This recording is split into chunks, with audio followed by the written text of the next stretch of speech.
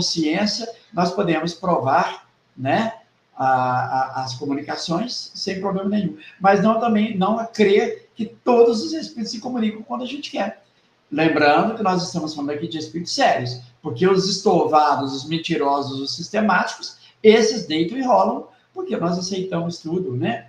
E nós temos aí uma gama de obras mediúnicas, de romances mediúnicos, que vai retratar bem isso que a gente está falando aqui, né? Espíritos que deitaram e rolaram, aceitaram o que eles traziam, porque, né, disseram ser tal ou qual personalidade que aqui viveu, né? Estão, como Kardec vai dizer lá na Obsessão, os espíritos usam, por exemplo, vão dizer sobre caridade, amor, Deus, Jesus, Maria, logo a gente aceita, né, sem passar por uma observação mais profunda, usar a lógica, a razão, né, ali para poder analisar o que o Espírito está dizendo.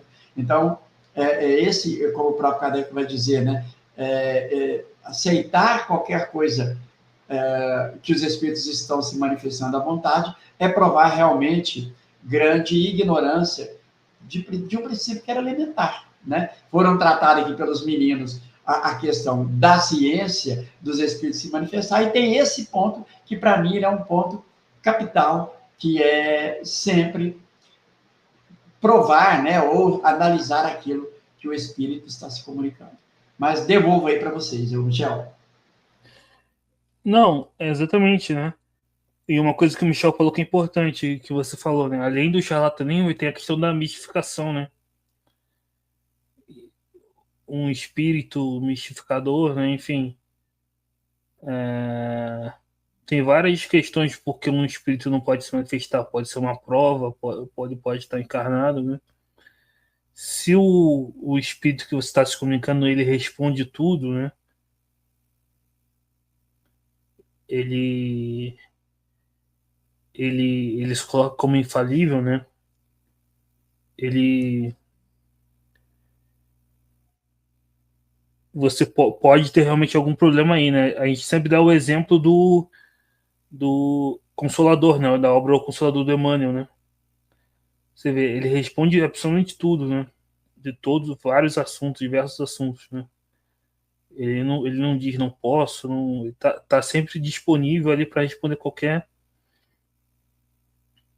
E, e você vê, nem o Espírito da Verdade se colocou dessa forma, né? São vários espíritos que se comunicam na obra de Kardec.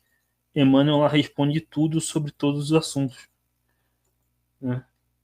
Desde química, sociologia, enfim.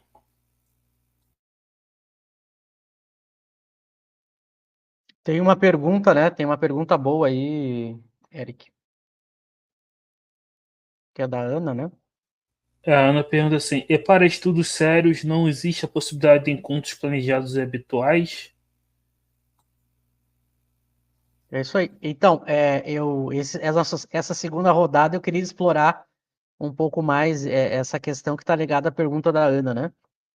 É claro que o fato de você não ter o controle absoluto dos espíritos se manifestarem, porque depende da vontade ou da possibilidade, isso não impede você de evocar os espíritos e ter reuniões de evocação.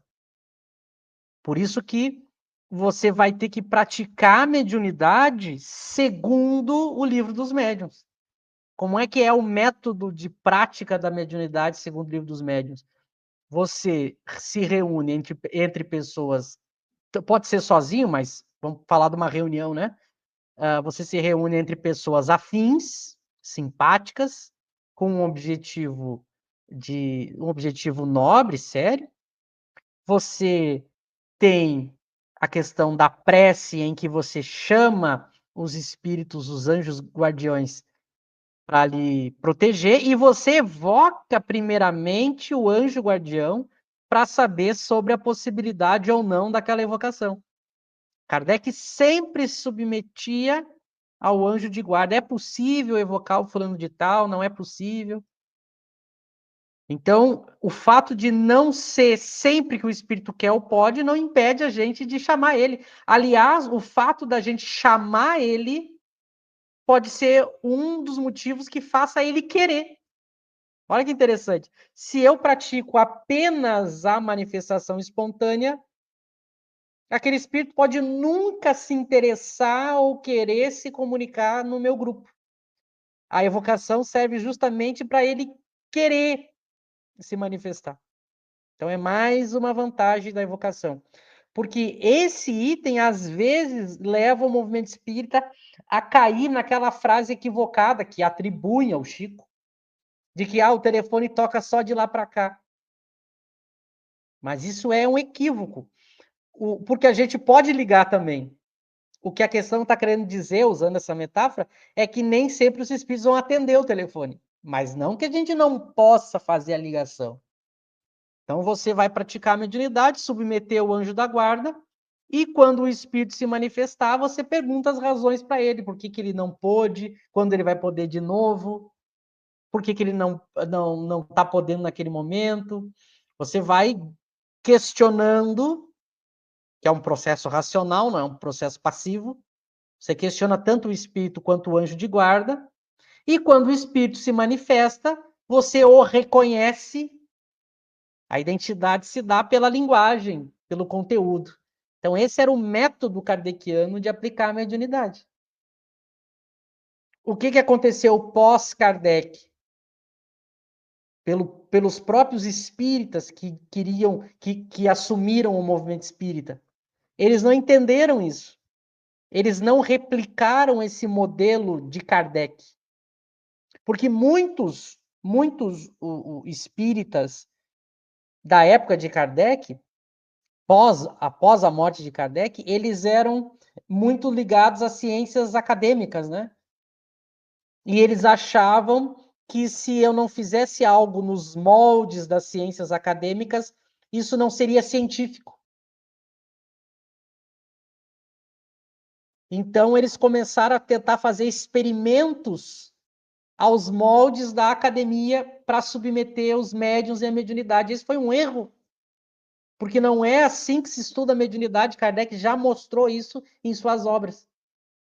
Se vocês lerem aquela obra do Carlos Sete, a segunda obra dele, que é Espiritismo sob Investigação, que ele vai mostrar justamente como que o movimento espírita foi tratando a questão do fenômeno espírita pós-Kardec, e no início do século XX isso ficou muito forte. Eles queriam submeter a mediunidade a testes. Mas, óbvio que não dava certo. Aí eles concluíam o quê? Olha, não teve um número X de reprodução do fenômeno, logo é duvidoso ou é falso.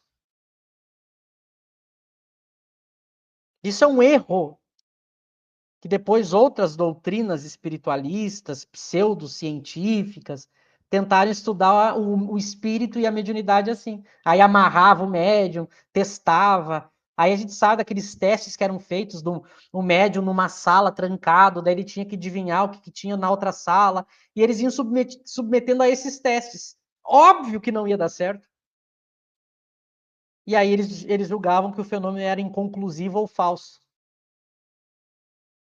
Sendo que Kardec já mostrou que o método dele, que eu citei agora há pouco, é o melhor método. Eu evoco, começando pelo anjo de guarda, depois o próprio espírito, e o reconheço pelas provas da identidade que ele dá através do conteúdo. É assim que eu estudo.